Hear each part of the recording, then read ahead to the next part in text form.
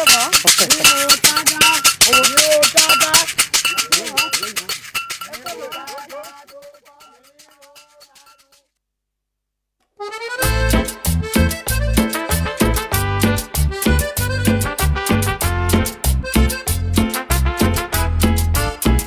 la noche oscura tu sombra se alejó, me dejaste el corazón llorando y lleno de dolor. Entre las notas de esta vieja canción suena el eco triste que mi alma cantó. Amor, amor, amor, no sabes cuántas lágrimas por ti lloré, y entre millones de oraciones imploré. ¿Por qué? ¿Por qué fuiste tú de mí, de mí, de mí? Amor, amor, amor, si alguna vez piensas volver, aquí estaré. Lo que me hiciste todo lo perdonaré y te amaré.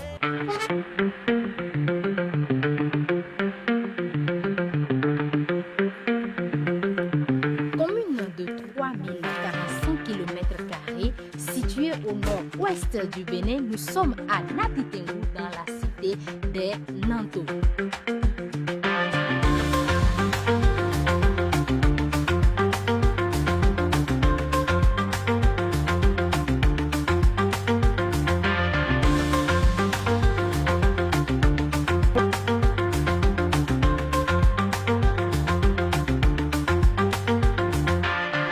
La fiançailles, une étape très essentielle dans la vie des jeunes.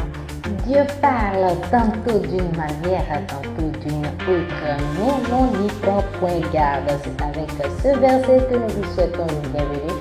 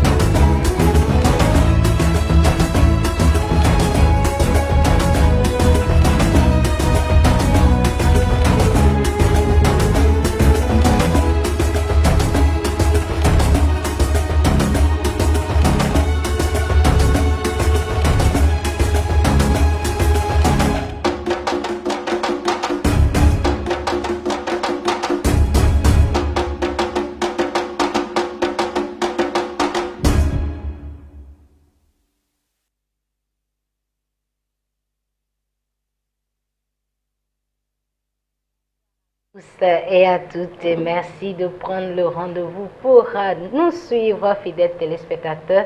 Bonsoir à nouveau et bienvenue dans la rubrique Parole aux jeunes de ce soir. Et pour votre édification chrétienne, ce soir, nous parlons du chrétien face au panégyrique clanique. Le chrétien face au panégyrique clanique. Et pour aborder ce thème, nous avons en notre compagnie Monsieur Alfred Mouniovi et Monsieur Joubert Dako qui vont nous donner leur point de vue par rapport à ce thème. Et juste après leur intervention, nous aurons la deuxième partie avec notre révérend pasteur qui est de l'autre côté et qui va nous suivre attentivement et nous rejoindra juste après cette première partie. Donc installez-vous confortablement parce qu'il y a beaucoup à dire par rapport à ce thème de ce soir. Présentation des invités, comme je l'ai dit, je suis avec Monsieur Alfred Mouniovi. Bonsoir. Oui, bonsoir, sœur. Comment vous allez? Très bien chez vous. Ça va et les activités? Ça va très bien. Ravi de vous avoir encore avec nous sur ce plateau. Que Merci. Dieu vous bénisse abondamment. Amen. Et en face de Alfred Mouniovi, nous avons Monsieur Joubert Dako. Bonsoir. Bonsoir Madame Animatrice. Comment vous allez? Très bien chez vous. Ça va, nous bénissons le Seigneur. D'accord. Alors, comme je l'ai annoncé, ce soir, nous parlons du chrétien face au panégyrique clanique. Je vais commencer avec Monsieur Alfred Mouniovi. Pour vous, que peut-on comprendre par panégyrique clanique? Ok. D'abord, on parle de panégyrique clanique parce que panégyrique, d'abord, c'est, je crois, c'est des formes d'éloges, de louanges fait à une personne ou à une ville. Donc, si on ajoute clanique, ça veut dire que ça concerne les clans. Donc, c'est le panégyrique qui concerne un clan. Et lorsque tu appartiens à un clan, les éloges qui vous sont dus, les éloges qui sont dus à ce clan-là. Donc là, si on parle de panégyrique, c'est des discours faits à la louange d'un clan ou bien d'une personne appartenant à un clan.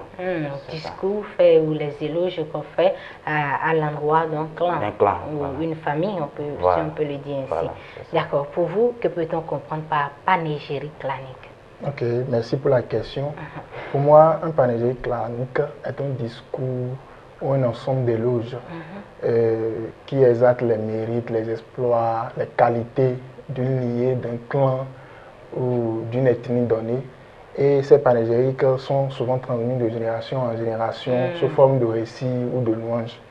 Voyez un peu. Donc, il s'agit juste là des qualités. Hein? Oui, des On qualités. met de côté les défauts. Les défauts, exactement. D'accord. Quelle est l'origine pour vous dans vos recherches? Quelle est l'origine des panégyriques? Quand on parle des panégyriques, à quand est-ce que ça a commencé? Est-ce que c'est depuis la création ou bien ça a commencé à une ère donnée? Oui, les panégyriques, comme vous le savez déjà, c'est propre à l'Afrique et tout.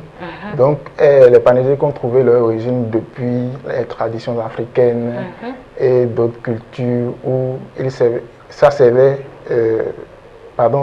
d'autres cultures où ils servaient à célébrer les ancêtres. Les ancêtres, à transmettre les histoires et à renforcer également l'identité collective d'un peuple ou d'un clan donné. Donc c'est depuis l'origine, nos aïeux, nos ancêtres, nos anciens grands-parents que ce panégyrique existait. Donc chaque culture, chaque peuple avec ses panégyriques. Par exemple, si vous allez dans le camp des Fonds au Bénin, ils ont leur panégyrique. Dans le fond, il y a plusieurs panégyriques. Également dans d'autres ethnies, il y a plusieurs panégyriques. Donc c'est en fonction de la langue parlée par ce peuple ou cette communauté-là. D'accord. Et pour Joubert Dako, ça remonte depuis le temps des ancêtres. Également, c'est quelque chose qui est propre à l'Afrique.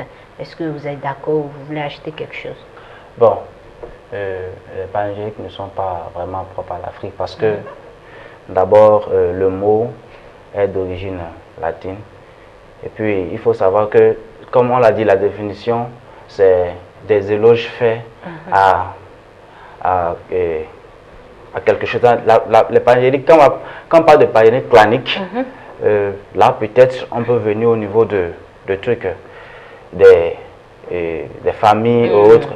Mais quand vous allez prendre même, si nous prenons même Genèse 49, lorsque Joseph et Jacob est en train de bénir ses enfants, il prend Ruben, il prend tel, il dit, c'est sous forme de panégyrique.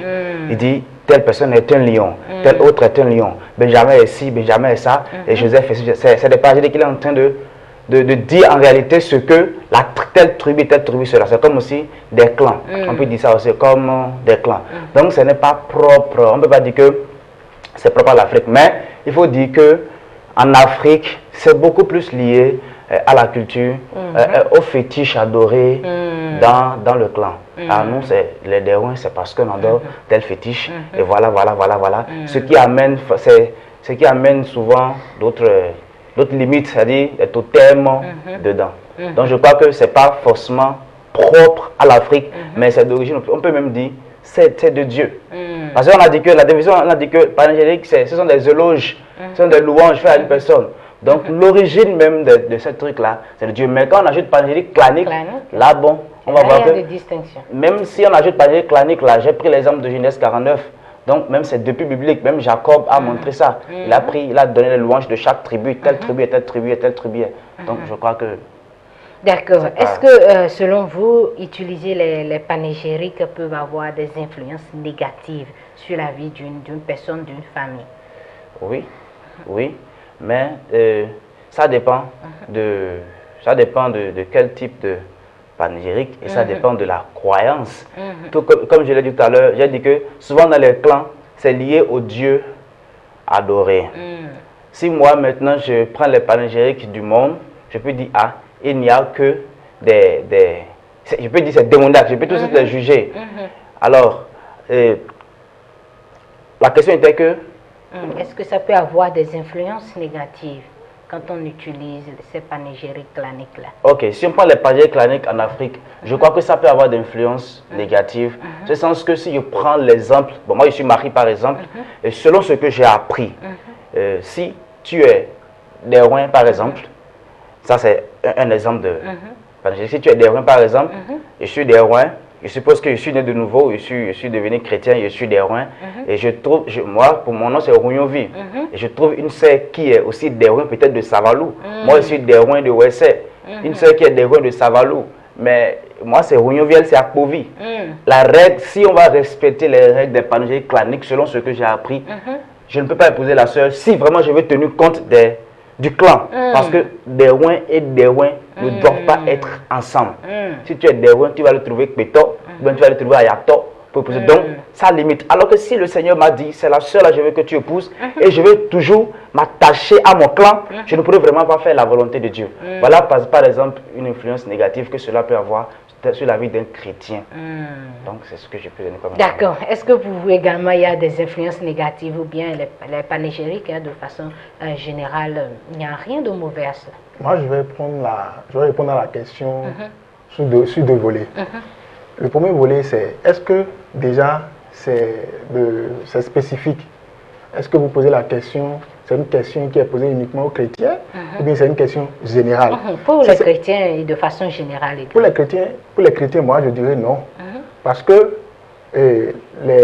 on a Christ qui s'est sacrifié pour nous, qui a versé son sang à la croix pour nous et qui nous a lavés. Donc les choses anciennes sont passées, voici toutes choses sont devenues nouvelles comme l'a dit la Bible. Donc si nous avons réellement Christ, si nous sommes vraiment sauvés, nés de nouveau, je pense que les panégyriques ne peuvent pas nous influencer quand on est avec Christ. Maintenant, quand on est sans Christ, je pense que oui, ça peut nous influencer. Et comme il a dit tout à l'heure, si je suis Derouin et l'autre est Derouin, ça peut créer de blocage et tout. Il y a aussi, par exemple, comme conséquence négative ou bien comme influence négative, nous avons l'orgueil. Parce que, par exemple, quand je prends les gens d'Abomey, ceux d'Abomey, il y a, bon, je ne maîtrise pas trop, mais je sais qu'il y a les Wegbonou et autres. Les gens d'Abomey, quand on est fils d'Abomey, quand tu es Wegbonou, on se prend, on dit oui, moi je suis Wegbonou, je suis prince, je suis roi. Donc les gens prennent les panégyriques pour s'enorgueillir. Donc dans ce cas-là, les panégyriques peuvent avoir des influences négatives sur les personnes. Mais dans le cadre chrétien, il n'y a pas d'influence négative si la personne est réellement repentie, si la personne a vraiment Christ. Je parle de chrétien, je ne parle pas de celui qui va à l'église, c'est différent. D'accord. Si nous restons dans le cas de chrétiens, est-ce que les panégyriques claniques, le chrétien peut-il considérer cela? Que ce soit les panégyriques selon les clans, selon ce qui est dit dans la famille, dans la génération, etc. Est-ce que le chrétien peut-il considérer cela en tant que chrétien, né de nouveau, comme vous l'avez dit? Oui, moi je pense que le chrétien peut considérer cela parce que, quoi, avant la venue de l'évangile, nous avons une culture. Nous venons d'un peuple, nous sommes des Africains, nous sommes des Noirs. Nous avons une culture propre à nous. Donc il est indispensable même aux chrétiens de connaître son panégyrique et de connaître également ses origines. En tant que chrétien, nous devons chercher à savoir. Vous voyez, l'erreur que beaucoup de chrétiens commettent de nos jours, c'est que comme je suis né de nouveau, comme j'ai Christ, c'est fini, je n'ai plus aucun rapport, aucun trait avec ma famille, avec les choses de ma famille. Non, tu dois connaître d'abord c'est quoi l'origine de ma famille, c'est quoi l'histoire de ma famille, c'est quoi mon panégyrique, et même apprendre si possible. Moi je me rappelle quand j'étais au cours secondaire, en classe de seconde, il y a l'un des professeurs d'histoire géo qui nous avait demandé en son temps d'aller faire des recherches sur notre panégyrique et il va prendre cela sous forme d'interrogation et tout. Donc il nous avait conviés à cette tâche-là. Vous voyez? Et en son temps, moi quand j'étais petit, on m'avait appris, nous on est né en ville, donc on ne connaît pas, on m'avait appris une forme de panégyrique, moi je pensais que c'était ça. Arrivé à l'école, en son temps, je disais au professeur, j'ai commencé par citer, là, j'ai dit, monsieur, c'est pas ça, assieds-toi. Donc, j'ai dit, après, j'ai fait des enquêtes plus approfondies, j'ai vu que non, ce qu'il disait, c'était pas ça. Donc, pour moi, là, il est indispensable pour tout chrétien de connaître son panégyrique. D'accord. Le chrétien, pour vous, peut-il considérer ou utiliser les panégyriques? Bon. Si les panégyriques, comme je l'ai dit en général, c'est ce qu'on ajoute clanique que la chose devient un peu plus compliquée. Mais quand on prend panégyrique, c'est une affaire, c'est biblique. La plupart des psaumes, ce sont des panégyriques de Dieu. Sa miséricorde durera toujours. Il a fait ci, il a fait ça, il a fait ça. Sa miséricorde durera toujours. Il a créé les ciels. C'est des éloges que David est en train de faire à Dieu. Il est en train de dire ce que Dieu est. Il est en train de dire ce que Dieu est. Et même quand on prend le cas de David, lorsque Saül et Jonathan sont morts, il a dit comment Saül était un guerrier, comment Jonathan était un guerrier. Il était en train de le panégyrique. Quand Saül était vivant, ce qu'il faisait. Quand Jonathan était vivant, ce qu'il faisait. David était en train de dire ça. C'est des panégyriques de Saül et de trucs, si on tient compte de la définition. Donc, pour dire, c'est quelque chose qu'on ne peut pas s'échapper. Les panégyriques, c'est des éloges qu'on fait à quelqu'un, c'est un discours qu'on fait. Quand tu prends je crois que c'est le psaume 139, qui peut-être, qui parle de, ou bien c'est le psaume 136, j'ai oublié, qui parle de, là où David a parlé de beaucoup de miséricorde de Dieu. Donc, il disait ce que Dieu est. Donc, même les louanges que nous faisons, lorsque nous disons, enfant, on dit, il est le lion de la tribu de Juda, Jéhovah Sabaoth, El Shaddai. Ça, c'est des panégyriques de Dieu. Maintenant, quand on vient maintenant dans les clans, la vérité est que si on va aller, je ne dis pas que d'oublier sa culture, on ne peut pas vraiment accepter Christ et dire qu'on oublie sa culture. Mais on ne peut pas tout pratiquer dans sa culture. Parce qu'il y a des choses dans la culture qui s'opposent à la parole de Dieu. Et tout ce qui s'oppose à la parole de Dieu, le chrétien doit se séparer de ça. Alors, si moi, dans mon clan, on me dit que je suis, par exemple, moi, on dit que je suis des Rouins. Alors, si vraiment je vais accepter ça et vivre selon ça, alors je ne pourrai pas servir Christ. Parce que si, je ne sais pas, peut-être que c'est des Rouins, Dieu va me dire d'épouser. Maintenant, mon clan va dire non, ça là, on ne fait pas ça. Et il y a beaucoup d'autres lois qu'on va mettre. Et c'est pour ça que j'ai compris que les panégyriques claniques sont souvent liés au fétiche adoré au Dieu, c'est lié à la divinité, c'est lié au fétiche adoré dans ce clan-là. Donc moi je trouve que si c'est les panégyriques claniques, ce n'est pas trop bien pour le chrétien de trop s'attacher à ça. Lorsqu'un chrétien veut vraiment s'attacher au planique, il va se voir en train de pécher. Parce que même si tu es vraiment un chrétien rempli du Saint-Esprit, quand tu vas prendre, je prends par exemple un des Rouins debout, les éloges qu'on fait, si tu vas dire ça de ta bouche en tant que chrétien, je crois que la Bible dit que qu'il ne sorte pas des mauvaises choses de nos bouches. Il y a des choses qui sortent dans les panégyriques, ça ne doit pas sortir de la bouche du chrétien. Publiquement, comme ça, ne doit pas sortir. Des choses vraiment, des insanités, des choses qui ne sont pas normales, qui ne glorifient pas Dieu. Donc je crois que le chrétien ne peut pas trop se donner aux panégyriques claniques. Mais les panégyriques en général, je crois que ça c'est une chose naturelle parce qu'on le fait à Dieu, on loue Dieu, on dit ce que notre Dieu est. Bon, c'est un peu ça.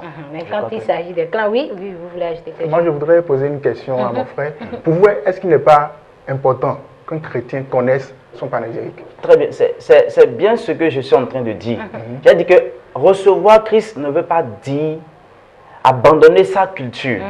Par exemple, nous avons reçu Christ, nous chantons, nous jouons le toba à l'église, nous jouons des rythmes africains traditionnels à l'église. Ça nous a pas un peu parce que bon, comme c'est l'évangile est venu de l'Occident ou bien des Blancs, nous allons laisser les danser, nous allons commencer à danser. Non, c'est pas forcément ça. Mais il y a des choses dans la culture qu'on ne peut plus continuer à faire. Frère, regardez, si vous voulez vraiment vous attacher à votre culture, Paul dit que qu'on ne vous dise pas, ne mangez pas telle chose, ne mangez pas telle chose. Quand tu vas t'attacher à ton clan vraiment là, il y a des choses qu'on va t'interdire. Vous comprenez ce que je dis? Oui, exactement. Moi, je ne parle pas de s'attacher à son clan. Ma question est celle-ci. Est-ce qu'il ne faut pas connaître? Connaître est différent de s'adonner, de pratiquer. Je connais la chose. Ok, d'accord. Est-ce qu'en connaissant, on ne va pas utiliser finalement? Voilà ce que je dis là. C'est le seul fait de connaître. Je crois qu'il y a... Quel est le motif qui te pousse à connaître ça? Voilà. Parce que si c'est simple, moi je connais pour moi maintenant, mais je n'en fais aucun cas. Ça ne m'intéresse même pas. Je n'en fais aucun cas. Et un jour, je vais vous donner pour ce petit témoignage. Lorsque je suis à le village, en fait, c'est une chose que quand c'est difficile d'expliquer, même entre les chrétiens, on n'arrive pas à se comprendre sur ça. Je dis ça parce que, par révélation, moi j'ai compris une chose. C'est quelque chose que j'acceptais. Je connais pour moi. Chez nous, c'est des roins.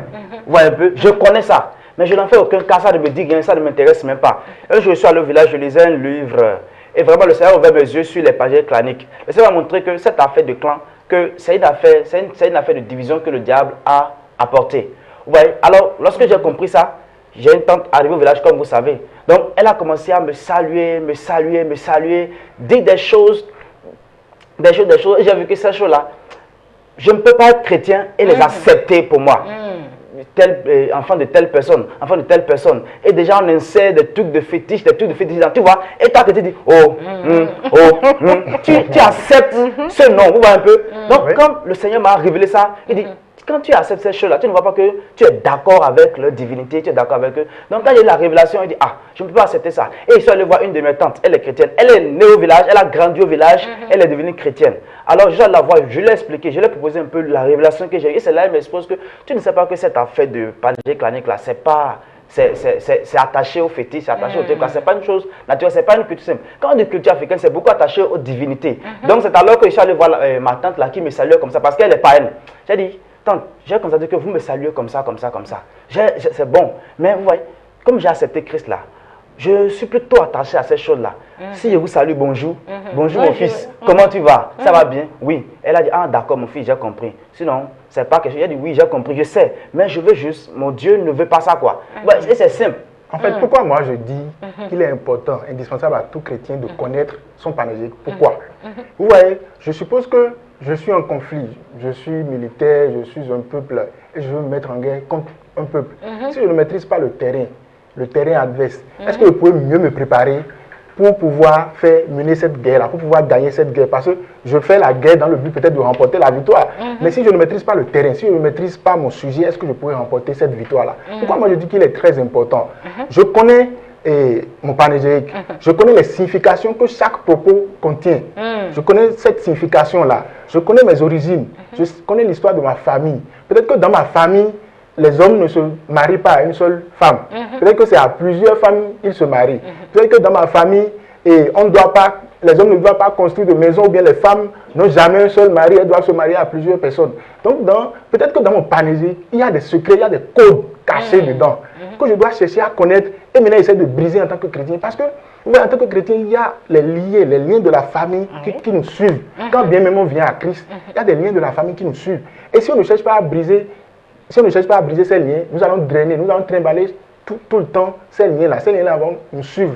En tant que chrétiens, nous serons là en train de jeûner, de prier, alors que peut-être qu'il faille aller dans sa source pour chercher c'est quoi l'histoire, qu'est-ce qui se faisait, c'est quoi l'histoire, la source de ma famille, et connaître maintenant et pour pouvoir briser et C'est avancer. exactement ce que je dis. C'est pour ça qu'il dit quel est le motif qui vous pousse. Ça, c'est pas un mauvais motif.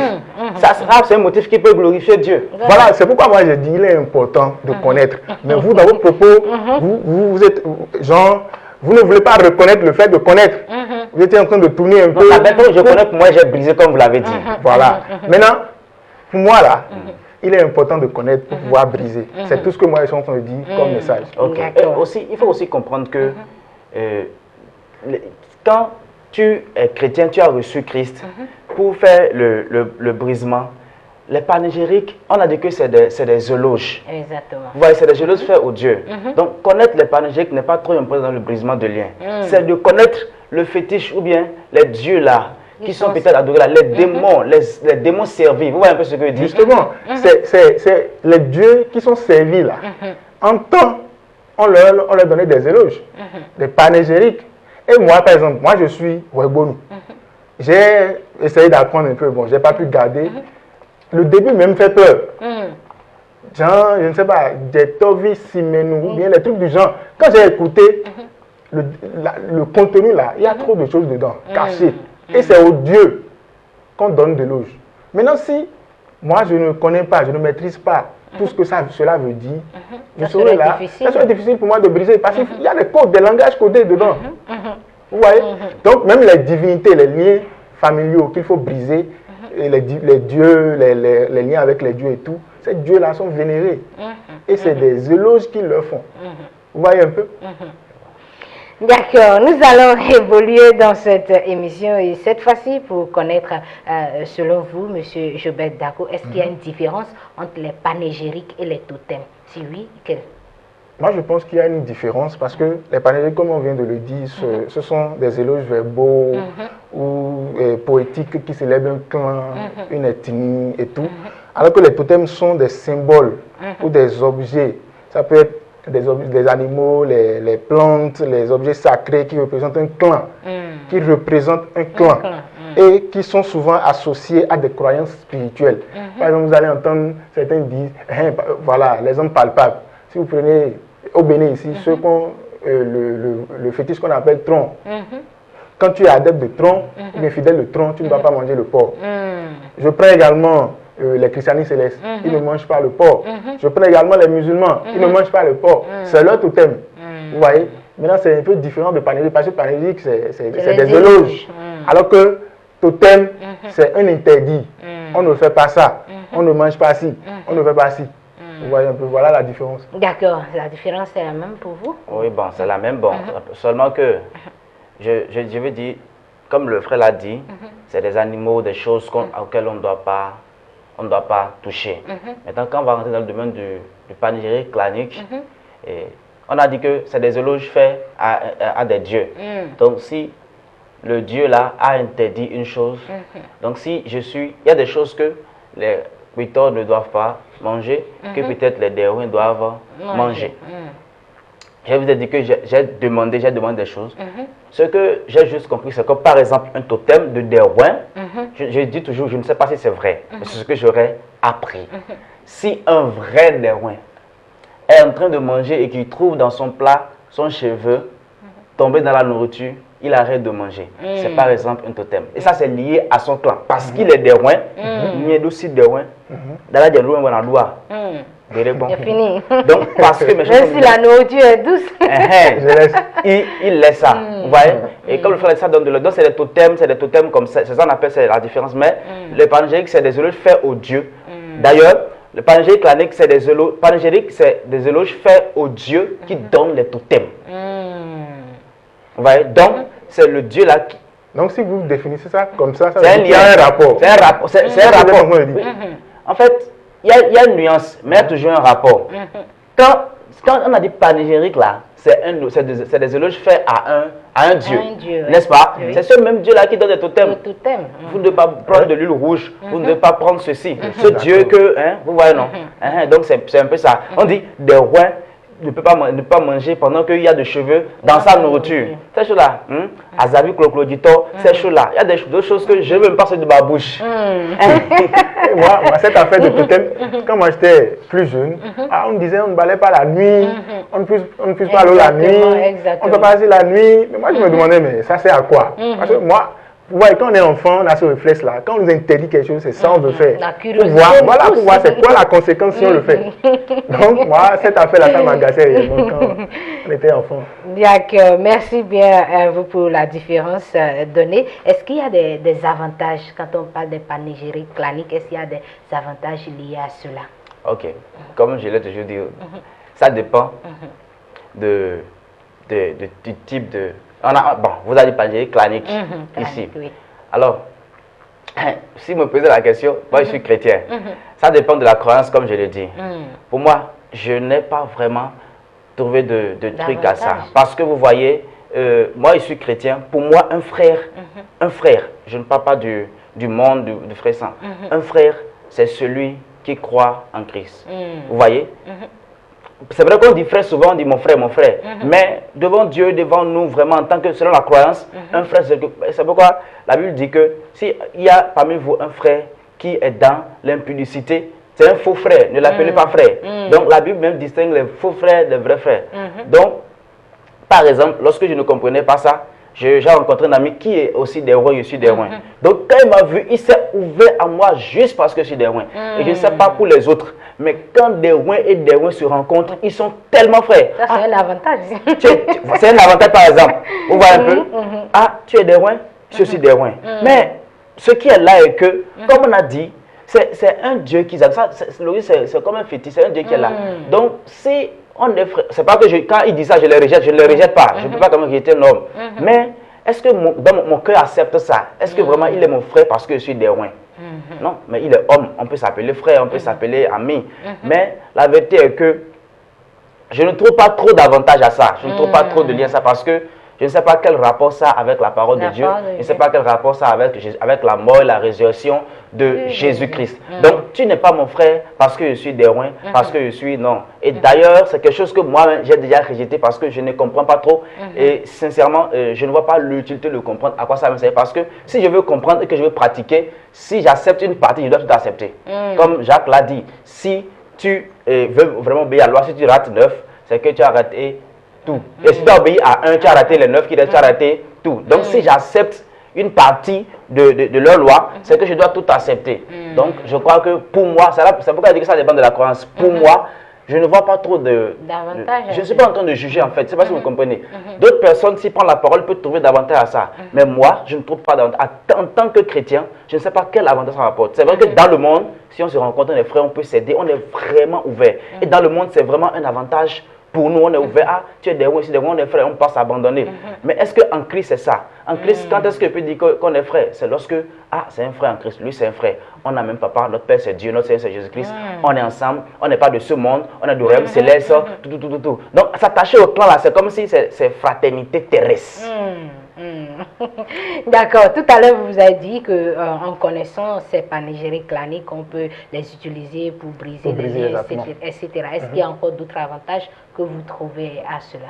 Ça, là, c'est l'avantage qui est propre aux chrétiens, selon moi. Maintenant, si je parle des avantages généraux, je pense que les panégyriques permettent de préserver la mémoire de la collectivité, la mémoire culturelle. C'est-à-dire quoi?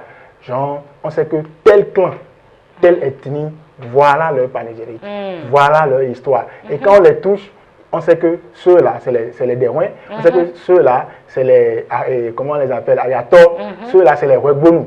Ouais, moi j'ai remarqué quelque chose, je ne sais pas, j'ai vécu souvent des expériences où, quand on est, bon, moi je suis fond, quand vous allez peut-être dans une administration pour un service, et moi je suis fond de boycott, vous voyez, quand vous allez quelque part dans une administration pour un service et tout, peut-être vous croisez quelqu'un. Moi, j'ai croisé, par exemple, quelqu'un une fois et j'ai dit, voilà, je m'appelle Dako. Ah, vous vous appelez Dako? Vous êtes de Boycon? J'ai dit oui. Ah, vous êtes mon frère. Donc, facilement, j'ai eu accès à ce que je voulais. Vous voyez, donc cette affaire d'ethnie, il n'y a pas, c'est un lien, je ne sais pas, qui est naturel. Par exemple, quand vous êtes à l'extérieur, vous êtes béninois, vivant en France ou bien résidant en France ou en Belgique et tout, et vous croisez un autre frère, béninois, en France ou en Belgique, vous allez voir, il y aura un lien. Surtout quand vous croisez même quelqu'un qui est de chez vous, vous allez voir, il y aura rapidement un rapprochement parce que vous avez quitté le même endroit.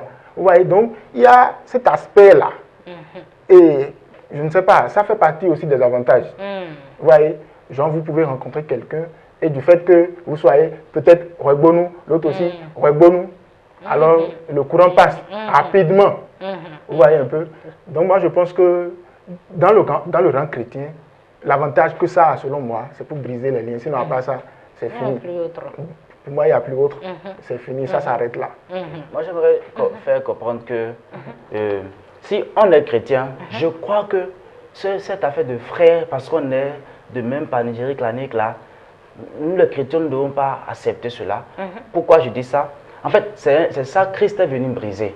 Il n'y a ni grec, ni juif, ni femme, ni homme. Vous voyez ce que Paul a dit? Il n'y a ni grec, ni juif. Donc, regardez, si on va lutter aussi en tant que chrétien, on va tolérer et lutter pour garder ça parce que tu es des rangs, je suis des rangs, on s'est rencontrés. Je suis de tel village, on s'est rencontrés. Voilà pourquoi je peux t'accepter. Là, on n'est plus. La Bible dit que nous sommes créés à son image et à sa ressemblance. Nous avons tous une même origine. Mais regardez, c'est à cause de pourquoi je dis ça. Je dis ça parce que, regardez, il y a des ethnies qui disent que, je ne vais pas appeler leur nom, il y a des ethnies qui disent qu'ils ne peuvent pas épouser telle ethnie. Donc, si chacun va lutter pour garder cette culture, il y a toujours la division et parfois ça vient jusque dans l'église pour les ignorants. Non, chez nous, nos parents, mon papa, décidait d'épouser le frère. Je suppose, tu es fond, l'autre est bariba. Non. Ou bien non. Ça, c'est un autre débat. Non, c'est pas. Ça, c'est un autre débat carrément. Je dis ça parce que c'est selon vos propos que je dis ça. Vous n'avez pas d'ethnie. Vous voyez un peu. Et je suis dans le domaine d'ethnie. Donc, si on va tenir compte de cet avantage parce qu'on a de même ethnie, on a le même village, qu'on est frères, vraiment, dans l'église, ça ne va pas. Ça ne va pas marcher. C'est pour ça que j'ai dit au début, avant de reprendre, que ça dépend de la croyance. Si je ne suis pas chrétien, on peut trouver vraiment d'énormes avantages. Mais si on pose la question à un chrétien, c'est comme ça qu'il va dire, si c'est un chrétien, il ne va vraiment pas trouver d'avantage à ça. Parce que c'est des choses qui brisent. Quand tu prends la Bible, si tu prends l'œuvre de réconciliation que Christ a faite, tu vas voir que ça bloque. Parce que si vous n'étiez pas, ça dit qu'il n'était pas prêt à vous aider facilement. Mais il vous aide, pas au nom de Jésus. Il vous aide au nom du clan. Non, mais ça, je trouve que c'est un truc en fait naturel. Et c'est pourquoi j'ai abordé la question de façon générale. J'ai dit qu'en termes généraux, voilà les avantages que ça a. Et quand on parle d'ethnie, vous voyez, en Christ, nous n'avons plus de barrières, il n'y a plus à faire d'ethnie.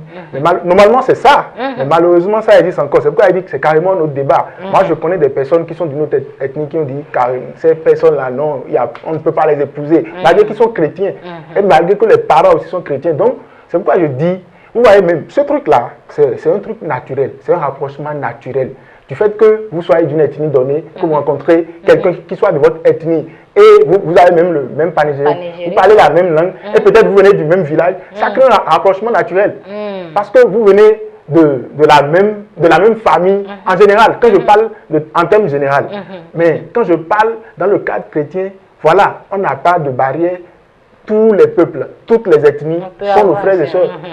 Mais regardez, quand vous rencontrez, peut-être, actuellement vous êtes mariés, n'est-ce pas?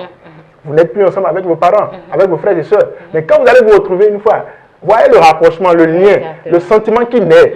Donc c'est la même chose quand vous voyez votre frère qui vient du même village que vous, peut-être dans un autre pays, peut-être ou bien dans une ville du même pays, vous le croisez, vous allez voir, il y aura un rapprochement rapide qui va naître. C'est un peu ça, voilà un peu ce que je suis en train de dire en fait. D'accord, merci beaucoup. Notre temps est pratiquement passé. Nous allons finir avec cette dernière question. Pour vous, quelle doit être l'attitude du chrétien face au panégyrique clanique? Le chrétien doit développer le discernement. Et ce discernement va lui permettre de savoir que, affaire de panégyrique, voilà, pour moi, moi je parle en fonction de moi. Moi, je connais mon panégyrique, je connais les mots qui sont dedans, je connais les codes et je les brise en fonction, je brise les liens en fonction de tout ce que j'ai entendu, de la recherche approfondie que j'ai fait par rapport à mes racines et tout. Et j'ai le discernement, je dis, ah, attention, ceux qui sont en train de dire, comme le frère l'a dit tout à l'heure, il a dit, il était allé au village et il y a une tante qui disait, ouais, voilà, voilà. Ah, là, il a eu le discernement. Ah, madame, non, voilà, je suis une nouvelle personne maintenant. Donc, désormais, voilà, appelez-moi telle personne. Donc, le chrétien doit avoir cet esprit de discernement-là pour pouvoir stopper quand il faut stopper, pour pouvoir refuser des choses, pour pouvoir briser ces liens. Parce que du fait que vous êtes chrétien, et que souvent quand on va au village, moi je me rappelle les fois où j'étais allé au village, il y a de ces gens de tantes-là, ou bien donc, à telle personne. Par exemple, chez nous, on nous appelle roi Da, enfant Da, et Da, et commence par... Quand bien même vous n'êtes pas sur voilà, le trône. sur le trône, on nous appelle Da, mais on dit non, non, non, ça là, c'est déjà passé. Nous, on est une nouvelle créature. Et c'est très important pour les chrétiens de faire connaître leurs identités quand ils vont au village, Mais tout ça là, dans le respect. Parce que si tu es chrétien et que tu veux dire, ah non, je suis chrétien, manquer de respect aux gens, alors même Dieu même est comme ça va pas marcher. Donc voilà un peu ce que je peux dire. D'accord, merci beaucoup. Sur la question, quelle est l'attitude du chrétien face au panégyrique clanique? Ok, bon, je crois que l'attitude du chrétien qui veut vraiment plaire au Seigneur, c'est compliqué. En fait, c'est quelque chose que peut-être qu'on ne va pas tolérer, mais si le chrétien veut à la fois vraiment s'attacher à son clan, s'attacher à la Bible, ça ne pourra pas marcher. Le frère parlait d'une attitude naturelle. Si je rencontre quelqu'un, bon, peut-être que ce n'est pas trop à mon niveau. Ce n'est pas que je rejette ma famille, j'aime mes frères, j'aime mes soeurs. Quand je rencontre quelqu'un, mais la joie que ça me donne, si je vais dans un lieu et je rencontre un chrétien, que quand je le regarde, là, il est un chrétien, la joie que ça me donne, je vous assure que je ne peux pas voir une famille, ma famille même qui porte mon nom, et avoir cette joie. Quand je passe simplement, je vois quelqu'un assis, la Bible ouverte devant lui, je dis waouh, je rends grâce à Dieu. La personne ne m'entend pas, mais dit Seigneur merci, parce que voilà quelqu'un qui entend lire la Bible. Je suis content, c'est-à-dire, je connais mon identité, c'est une nouvelle identité. Je ne suis plus, mon identité ce n'est pas des ouins. Je ne sais pas si vous comprenez. Je suis une nouvelle créature. Nous devons accepter ça. Quand on parle comme ça, ce n'est pas qu'on juge notre culture ou bien on est perdu. On n'est pas perdu. Et on dit la vérité. Le diable là, il est tellement organisé. Satan n'est pas partout. Mais comment il fait? Dans chaque famille, Satan a un bras droit. Donc il a des sorciers, il y a des clans, il a mis toutes les lois là. Toutes ces lois établies. Ce n'est pas Dieu qui les a établies dans les familles. C'est le diable qui les a établies. Et ose les pratiquer. Tu es toujours sur l'influence du diable. Quelle que soit la manière dont tu jeûnes, la manière dont tu pries, tu es toujours sur l'influence du diable. Je ne sais pas en te dire qu'on va arrêter de danser les rythmes traditionnels. Non, ça, c'est rien, ça. C'est juste des pas de danse. Mais lorsque ça entre dans le truc de panégyrique clanique, il y a des éloges qui sortent. Si tu vas vraiment les accepter, comme le frère l'a dit, lorsqu'on commence à dire non, ça là, je ne suis plus dedans, je suis dedans, c'est vrai. Mais comme il a dit, il faut le dire avec respect. Comme j'ai dit à ma tante, attends, je comprends que c'est ça, mais moi, je dois devenir chrétien, donc vous n'avez plus besoin de me parler comme ça, vous pouvez me dire, vous pouvez m'appeler comme ça, comme je suis votre fils, c'est Alfred, bonjour, comment tu vas, ça va bien, et c'est terminé. Mon propre père qui m'a mis le monde, il comprend ça, il me connaît avec l'affaire de Jésus. Je suis catégorique, jusqu'à ce que les critères deviennent radicaux, le nom de Christ ne sera pas respecté. Et ce réveil que nous cherchons tant ne viendra pas. Parce qu'on veut un peu mélanger les choses, on veut un peu mettre la Bible et puis un peu ici. Ça ne marchera pas. Soit je suis chrétien, soit je ne suis pas chrétien. Quand je suis chrétien, c'est que tout le monde doit voir que je suis chrétien, lui il n'est plus dans cette affaire. J'ai lu un livre comme ça, et vous dit, même à une réunion familiale, il veut partir, le dit, tu ne bouges pas. Vous voyez un peu, il dit, tu ne vas pas là-bas. Parce que même les gens créent des réunions familiales pour avoir les gens. Donc, si vous voulez trop vous attacher à votre famille, ça ne marchera pas. Il y a des lois que vous devez dire non. Oui, les gens vous disent que vous exagérez, c'est quoi ces chrétiens? D'accord, nous on accepte. Mais tous ceux qui font ça sont toujours sous l'influence. Tout à l'heure, quand l'enfant aura mot de tête, ils vont prendre ça rapidement. Parce que c'est des clans, c'est des réseaux, c'est des choses placées pour voir ça. Si vous n'avez pas la révélation, vous allez dire non, on n'a pas reçu Christ pour devenir bête. Non, on n'a pas dit d'oublier la famille. Moi, mes parents ne sont pas païens, je suis chrétien. Et je suis pasteur, et c'est de ça que je me nourris, c'est dans ça que je leur envoie l'argent. C'est dans ça que je leur envoie l'argent. Donc, pas parce qu'il est pas, même si ma maman est sorcière, je suis clair, pas qu'il va la rejeter. Elle est ma mère, je la prends, mais je sais que peut-être j'ai la révélation qu'elle est sorcière. La belle preuve, il y a quelqu'un dans la famille, Dieu m'a révélé que cette personne est sorcière, et c'est pas caché. Elle-même, elle ne cache pas ça. Mais moi, je l'aime, je l'appelle, je dis, j'ai d'attendre son numéro aujourd'hui. Pas parce que ça va la rejeter, non. Mais je ne peux pas pratiquer ce qu'il fait. Je ne suis plus dans leur clan, je ne suis plus dedans. Même si c'est la réunion familiale, si c'est quelle réunion familiale, je ne comprends pas, je quitte dedans. Ils ont créé un groupe général pour les réunions vie. J'ai quitté dedans. Parce que des choses qu'on envoie dans ça ne marchent pas. Mais quand ils ont créé une groupe, ma famille, mes frères et soeurs, mon père, ma mère, ils ont créé ça. Je suis resté dedans parce qu'on n'envoie que des paroles de dedans. Nous sommes tous, nous sommes chrétiens, sauf mon père qui n'est pas encore de nouveau. Donc nous sommes tous dedans. Mais lui ne réagit pas comme ça. Il n'y a que des choses de Dieu dedans. Il ne réagit pas. Mais il nous respecte. Malgré qu'il est païen, il nous respecte. Il ne nous impose rien. Il ne m'appelle pas des rois. Il n'est rien dans tout ça. Parce que j'ai été catégorique sur ces choses-là. C'est pas que je lui manque de respect. Lui aussi, il veut respecter ma croyance. Et moi aussi, je respecte. Sans croyance. Merci beaucoup à vous, chers invités, pour ce partage. Que Dieu vous bénisse abondamment. D'un côté, il faut avoir l'esprit de discernement sans pour autant tout rejeter. Mais d'un autre côté, il faut être vraiment catégorique, glorifier le nom de Christ parce qu'il ne faut pas mélanger et la parole de Dieu et les panégyriques claniques. Merci pour votre aimable attention. Nous allons aborder la deuxième partie avec notre pasteur conseiller de ce soir que nous allons installer tout de suite. À la MSE TV, nous mettons tout en œuvre pour vous proposer des programmes riches et variés sur plusieurs sujets qui minent la vie de l'Église en général et celle de la jeunesse en particulier. Nous ne prêchons pas la doctrine d'une église à la MSE TV. Nous prêchons le Christ mort pour nos péchés et ressuscité pour notre justification. Nous enseignons aux chrétiens à vivre leur foi au quotidien et à rayonner l'amour autour d'eux. La MSE TV, c'est avant tout la télé des jeunes. Formatée au goût de la jeunesse, diffusée sur les canaux préférés des jeunes. Suivez-nous donc sur Facebook, TikTok, YouTube et sur notre application MRC Média, disponible sur Play Store pour ne rien rater de nos émissions. La MSE TV, c'est la télévision pour votre épanouissement dans le Seigneur. Nous mobilisons pour vous les meilleurs orateurs. Nous concoctons les meilleurs programmes avec l'appui d'une équipe jeune et dynamique. Et tout ça, 7 jours sur 7, 24 heures sur 24. La MSE TV, la télévision qui vous rapproche de Dieu.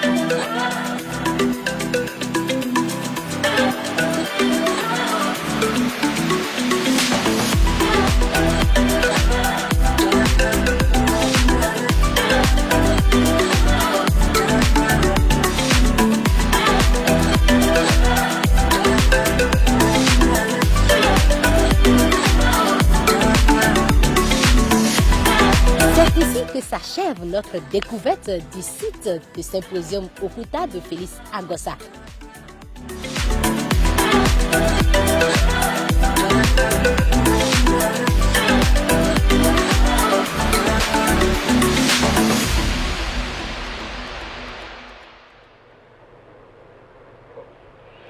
Le chrétien face au panégyrique clanique, on en parle ce soir dans cette rubrique Parole aux jeunes. De ce soir, nous sommes dans la deuxième partie et nous recevons pour vous ce soir le révérend pasteur Olivier Lokosu qui va nous donner son point de vue tout en tenant compte de la parole de Dieu par rapport à ce thème. Shalom, pasteur. Shalom, madame. Comment vous allez? Je vais très bien dans la grâce du Seigneur. D'accord, ravi de partager ce plateau avec vous. Que Dieu vous bénisse pour votre intervention. Alors nous allons commencer également avec vous par les définitions. Que peut-on comprendre par panégyrique clanique? D'accord. Si nous partons de la définition simple, les panégyristes veut dire simplement discours de louange, poème pour honorer et saluer quelqu'un, une famille, un clan ou une tribu. Les panégyriques, c'est aussi des éloges sans réserve à quelqu'un. Mais ce que je voudrais compléter est que les panégyriques ne donnent pas seulement les bonnes choses, les qualités de celui qu'on honore ou celui à qui on jette des éloges. Mais les panégyriques parlent même des forces et faiblesses, des qualités et des défauts de celui-là, de ce clan, de cette famille ou de cette tribu. Autre chose est que on ne peut pas dire, je veux faire seulement des clarifications, on ne peut pas dire d'office les panégyriques sont liés à un Dieu. Ce n'est pas d'abord ça. Ce ne sont que des éloges, des louanges, des poèmes pour honorer, saluer quelqu'un. Maintenant, nos ancêtres, puisque eux ils n'avaient pas connu Christ, forcément, ils combinent leurs croyances au panégyrique. Et c'est là où des choses entrent. L'autre chose que je voudrais dire, c'est quoi? Parfois, lorsqu'on commence les panégyriques, quelqu'un qui ne comprend même pas très bien sa propre langue entend beaucoup de choses et du fait qu'il ne comprend pas, pour lui, c'est comme des incantations. C'est déjà diabolique. Alors, ce n'est qu'une histoire, ce n'est qu'une affaire, ce n'est que quelque chose qu'on est en train d'expliquer. Donc, les panégyriques ne sont pas forcément liés à un Dieu d'abord. C'est d'abord louange. Et nous pouvons partir de la Bible pour voir plusieurs exemples. Et après, venir dans notre culture, coutume ici, pour voir encore d'autres exemples et savoir comment faire la part des choses. Voilà ce que je pourrais dire d'abord. D'accord, merci beaucoup. C'est d'ailleurs comment faire la part des choses qui nous a amené à parler de ce thème. Et quand nous parlons des panégyriques de façon générale, les panégyriques claniques, est-ce que ces panégyriques peuvent avoir des influences sur la vie du chrétien, les influences négatives? Je peux dire oui et non à la fois. Ce n'est pas parce qu'on a dit panégyrique clanique. Quand on parle de clanique, c'est seulement le clan. Ce n'est pas encore lié à un fétiche. Ce n'est pas encore lié à un dieu. Quand on parle d'un clan, une tribu, une famille, une race, ce n'est pas encore forcément lié à un dieu. Et je l'avais dit à l'entame que c'est vrai. Parce que nos parents, au départ, ne connaissaient pas Dieu. Ce qui fait qu'ils associaient les panégyriques à leurs croyances. C'est là que nous devons comprendre qu'est-ce qui est panégyrique et qu'est-ce qui est diabolique dedans pour faire la part des choses. D'accord. Si nous devons faire la part des choses, quelle doit être alors l'attitude du chrétien? Quand on prend le chrétien, comment est-ce qu'il doit faire la différence entre ces panégyriques qui sont naturels, comme vous l'avez dit, et des panégyriques qui sont adressés aux divinités? D'abord, quand on ne connaît pas quelque chose, il faut vraiment s'en méfier. Mais ce n'est pas du fait qu'on s'en méfie, qu'on juge déjà, qu'on jette déjà, qu'on voit que c'est déjà mauvais. Non, quand tu ne connais pas, tu peux t'abstenir, c'est vrai. C'est pourquoi il appartient aux chrétiens d'abord de chercher à comprendre qu'est-ce qui est dit, qu'est-ce que c'est, avant de savoir que est-ce que c'est bon ou c'est mauvais. Et tout à l'heure, par les exemples que je vais donner, on va comprendre beaucoup d'autres choses. D'accord, allez-y avec les exemples. Je vais commencer par la Bible. Et quand nous lisons effectivement dans Genèse 49, versets 3 et 4, voici ce qui est dit.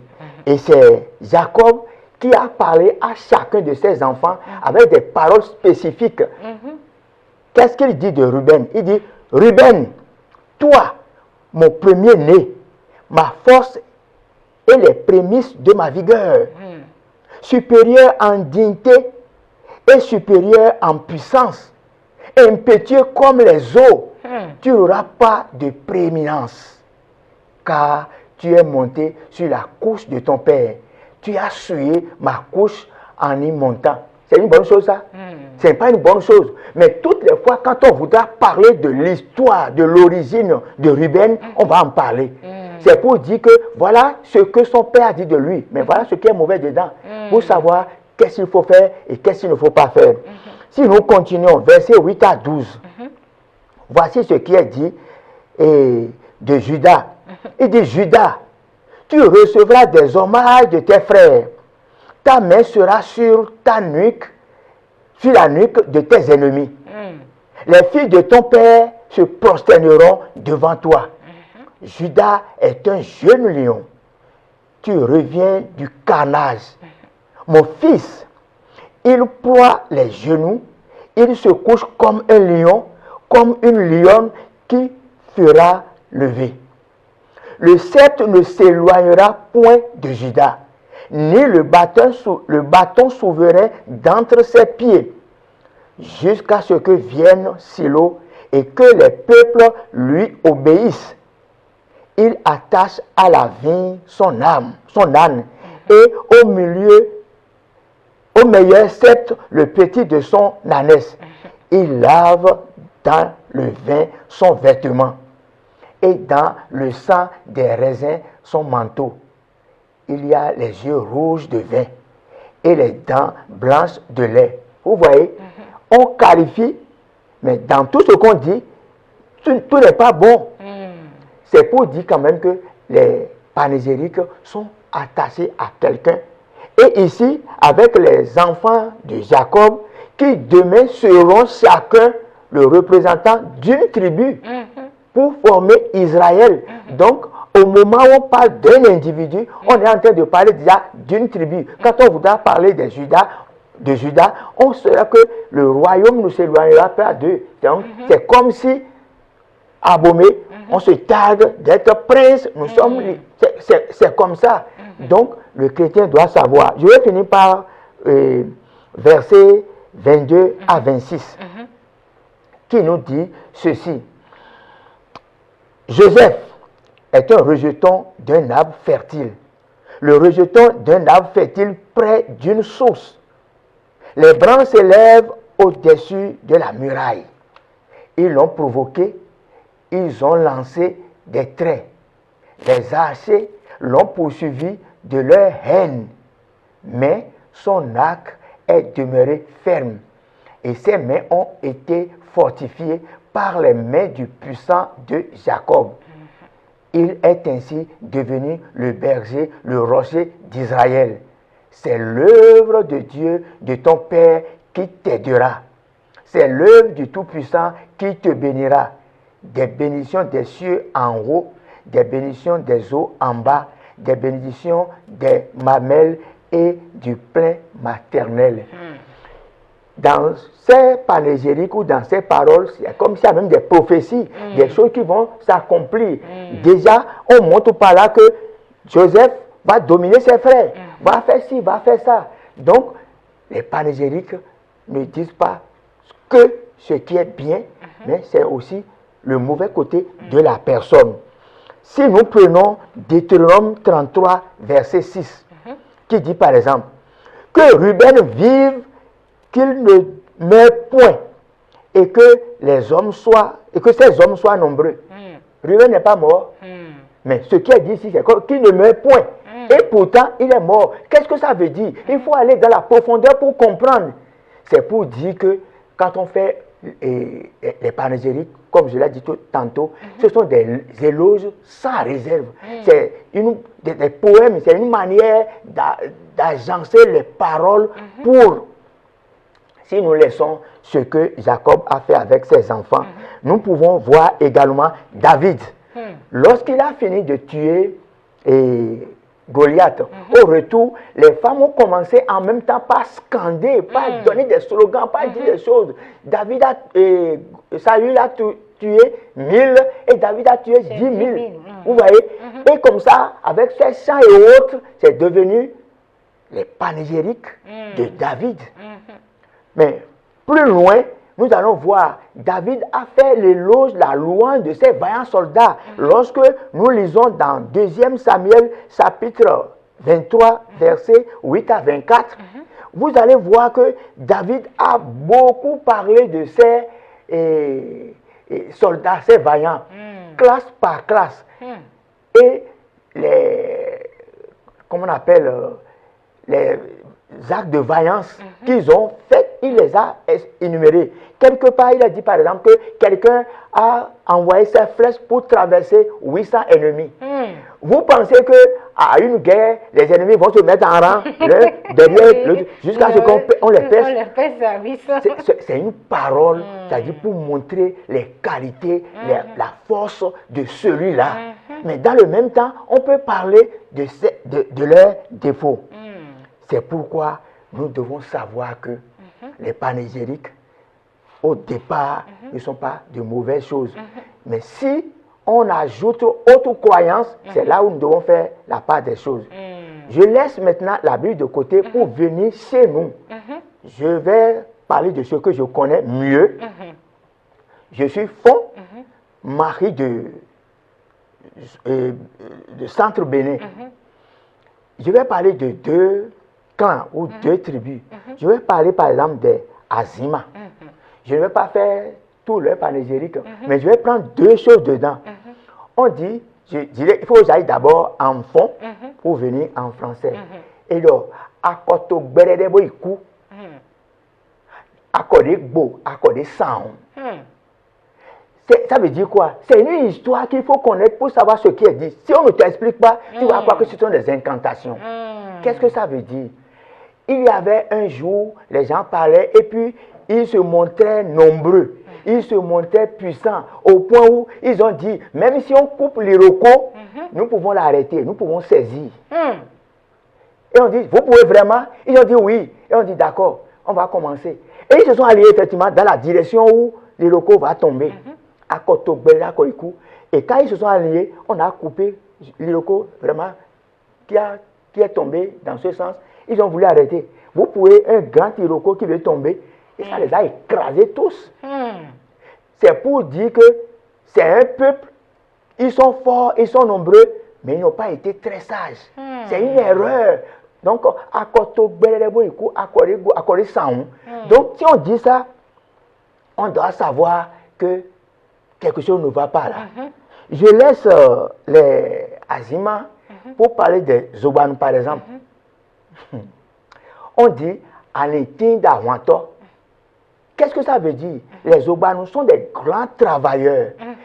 Eux, leur guerre, les armes avec lesquelles ils travaillent, c'est quoi? C'est la roue. C'est-à-dire ils sont des guerriers de champ.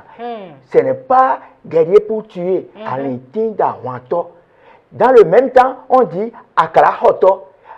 Akra, là, c'est un arbre qui est similaire au néré. Et parce qu'ils ont de l'argent, ils sont fiers. Quelqu'un est resté loin pour leur montrer les agrès, pour dire voilà mon champ de néré. Donc, donne-moi l'argent. Et sans aller vérifier, ils ont remis l'argent. Donc, c'est pour dire que quelque part, vous avez l'argent, mais vous n'êtes pas intelligent parce qu'il fallait vérifier. Parce que Agra et Néré se ressemblent. Donc, il y a beaucoup de choses. On dit par exemple, pour les Zobanous, la tourterelle, les Zobanous ne mangent pas. Mais ce n'est pas que c'est un fétiche. On veut dire simplement parce que les Zobanous se disent propres, ils sont jolis, donc ils ne sont pas n'importe qui. Donc, c'est comparé à la tourterelle. Et tourterelle, vous voyez que c'est un oiseau qui est très propre. Donc, vous ne pouvez pas apprécier quelqu'un et le manger. C'est dû à cela, simplement dit, les Zobanous, les tourterelles sont nos frères, sont nos semblables. Donc, ne mangez pas. Je ne suis pas en train de défendre les panégyriques parce que j'ai dit, en allant, nos parents qui ne connaissaient pas Dieu ont associé leurs croyances aux panégyriques. C'est pourquoi il faut savoir faire la part des choses pour savoir que ça là, ça va vers un Dieu. Nous ne sommes pas d'accord. Mais ceci, ça va vers les éloges, la louange, c'est un poème, c'est juste une parole pour louer, saluer et féliciter quelqu'un. Voilà ce que je peux dire d'abord. Merci beaucoup à vous, cher révérend pasteur. Dommage que notre temps est totalement passé, mais quand même, nous allons recevoir votre conseil, votre mot de fin par rapport à ce thème. Qu'est-ce que le chrétien doit-il vraiment retenir par rapport au panégyrique? Est-ce qu'il faut d'abord écouter et faire la part des choses ou bien rejeter tout du revers de la main? Ce que je vais dire pour finir se trouve dans 1 Thessaloniciens chapitre 5, verset 21. 1 Thessaloniciens, chapitre 5, verset 21, la Bible dit, mais examinez toutes choses, retenez ce qui est bon. Quand nous prenons notre culture, notre coutume, ce n'est pas tout qui est mauvais. Mais ce n'est pas tout qui est aussi bon. Donc il faut savoir faire la part des choses. Aujourd'hui, c'est vrai, nous sommes devenus chrétiens, mais il y a certains même du fait qu'ils ne veulent plus du tout de leur race parler leur propre langue. Même c'est difficile.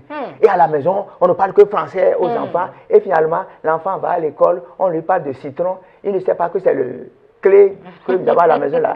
L'enfant est hybride. Il ne connaît pas le citron. Il ne connaît pas. Et ce qui fait que on parle des choses de chez nous et on ne comprend pas. Et du fait qu'on ne comprend pas, on diabolise. Non, il faudrait que nous revenions à la base pour savoir que nous devons savoir ce qu'il faut faire. L'apôtre Paul a dit, j'ai été, quand je suis avec les païens, je sais comment vivre. Quand je suis avec les juifs, je sais comment vivre. Il y a certains comportements que nous avons parfois qui repoussent les gens, les parents. Ils ne veulent même plus du tout recevoir même l'évangile parce que nous ne savons pas faire la part des choses. Je ne dis pas qu'il faut aller commencer par adorer Dieu et leur Dieu, leur fétiche, pas du tout. Mais après tout, nous sommes d'abord frères. Quand on dit frères, c'est ceux qui sont issus du même sang. C'est après que nous sommes devenus chrétiens. Et c'est parce que le sang de Jésus nous a rachetés que nous sommes devenus frères. Mais dans tous ceux qui sont dans l'église, qu'on appelle frères, ce sont des frères et sœurs. Non, c'est pourquoi nous ne rejetons pas la famille. Je ne dis pas qu'il faut entrer dans les cultures, coutumes, ces choses-là. Non, non, non. Mais sachons raison garder pour ne pas jeter et l'eau de bain et l'enfant. Merci beaucoup. Nous aimons bien ce proverbe. Nous devons faire la part des choses pour ne pas verser et l'eau de bain et l'enfant. Merci beaucoup à vous, révérend pasteur, pour votre intervention.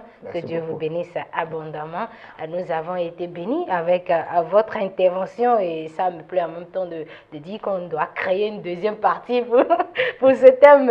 Quand même, les fois prochaines, nous saurons comment faire pour que nous tous, nous puissions être satisfaits par rapport à tout ce qui sera dit dans cette deuxième partie. Néanmoins, je pense que nous tous, nous avons reçu ce que nous devons recevoir, c'est que les panégyriques ne sont pas du tout mauvais, en tout cas en les voyant, mais en tant que chrétiens, nous devons savoir faire la part des choses et ne pas tout diaboliser, ne pas rejeter notre culture, notre famille, juste à cause des panégyriques claniques. Merci pour votre aimable attention. On se retrouve le vendredi prochain, plaise à Dieu, avec une nouvelle thématique, bien sûr. Que Dieu vous bénisse. Shalom chez vous.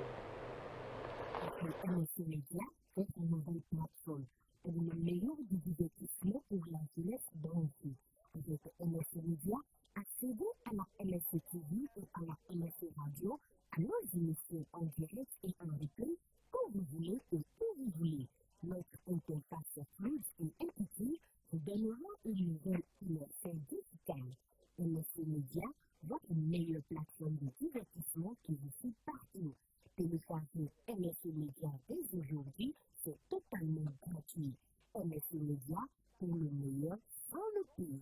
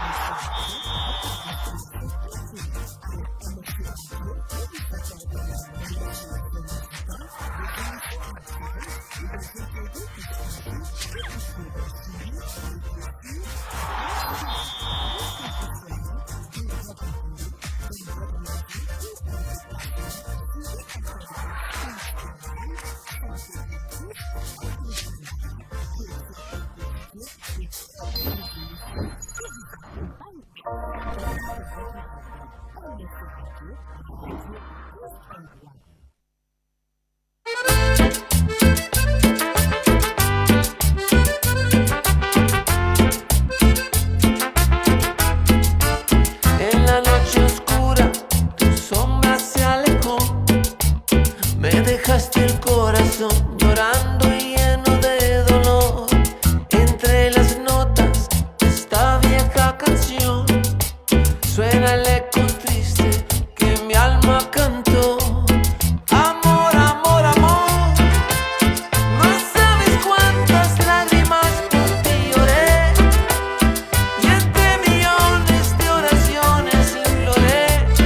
¿Por qué? ¿Por qué fuiste tú de mí y de mí?